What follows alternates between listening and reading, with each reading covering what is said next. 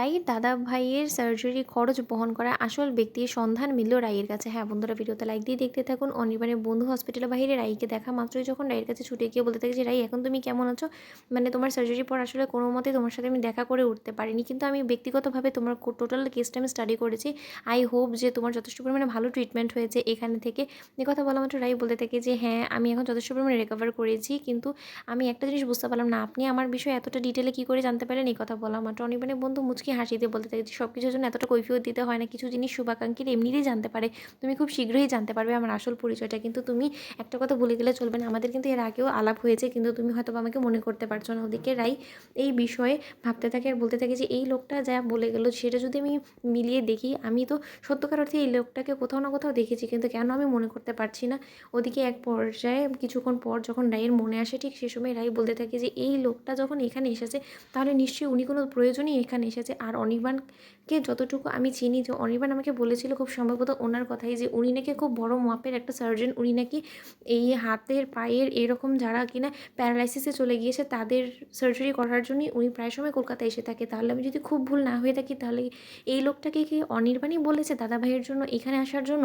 নয়তো বা এই লোকটাই বা এরকমভাবে ভাগ্যক্রমে একসময় কী করে মিলে গেল? আমার খুব সম্ভবত মনে হচ্ছে যে দাদা ভাইয়ের ট্রিটমেন্টের পেছনে অনির্বাণের যথেষ্ট পরিমাণে অবদান আছে। এই কথা বলা মাত্র রাই এক মুহূর্ত অপেক্ষা না করে যখন দাদা ভাইয়ের কেবিনে ছুটে গিয়ে বৌমনিকে বলতে থাকে, আচ্ছা বৌমনি একটা কথার উত্তর দাও তো, অনির্বাণের সাথে কি তোমাদের দাদা ভাইয়ের এই সার্জারির বিষয়ে কোনো রকম কোনো আলাপ হয়েছে? তখন রাইয়ের দাদা ভাই বলতে থাকে যে, আচ্ছা রাই, জানিস তো এর জন্যই তোকে আমি হসপিটালে আসতে বারণ করেছিলাম, যে আমি খুব ভালো করেই জানতাম যে তুই হসপিটালে আসা মাত্রই গোয়েন্দাগিরি শুরু করে দিবি, তুই এক মুহূর্ত শান্ত হয়ে বুঝতে পারিস না, তাই না?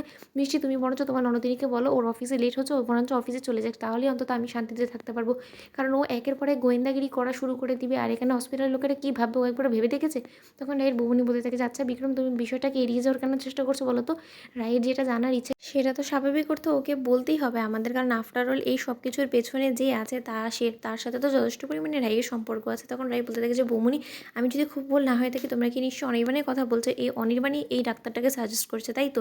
বৌমনি, তোমরা কেন ওর সাজেশনে এই ডাক্তারটার কাছে নিয়ে এসেছো? তুমি জানো এটার কত বড় একটা অ্যামাউন্টের খরচ আছে? এই কথা বলা মাত্র রায়ের বৌমনি বলতে থাকে যে, এই একই জিনিসের কথা ভেবে আমিও পিছিয়ে গিয়েছিলাম, কিন্তু এখন শুনতে পেয়েছি এই হসপিটাল থেকেই নাকি বড় একটা ফান্ডিং দেওয়া হচ্ছে এরকম সার্জারি করার জন্য, আর তারাই নাকি অপারেশনের গোটা চার্জটা বেয়ার করবে। এই কথা বলা মাত্র রাই হেসে ফেলে আর বলতে থাকে যে, বৌমনি, তোমার সত্যকার অর্থে এটা বিশ্বাস হলো যে এত বড় একটা অ্যামাউন্ট হসপিটাল কর্তৃপক্ষ বেয়ার করবে? এই কথা বলা মাত্র রায়ের বৌমনি বলতে থাকে যে, হ্যাঁ প্রথমে আমারও একটু খটকা লেগেছিল, কিন্তু তারপরে হয়তো বা বিশ্বাস করে নিয়েছি যে হতেও পারে কোনো সহৃদয়বান ব্যক্তিই হবে। তখন রাই বলতে থাকে যে, সহৃদয়বান ব্যক্তি নয়, এটা আমাদের অনির্বাণই আড়ালে থেকে পরিচয় লুকিয়ে সব কিছু করছে বৌমনি।